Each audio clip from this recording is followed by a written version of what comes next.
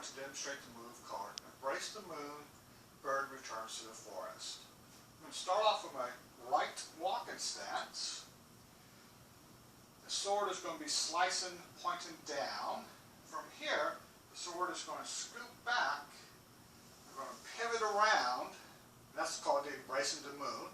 Then I'm going to shift forward as the sword stabs upward and my right foot steps forward. Bird returns to the forest. So that pivoting movement, when I do that pivoting movement, what I do is I'm shifting into the ball of the foot so the heel gets very light. Then I'm swinging the heel around, and that will carry the rest of my body around.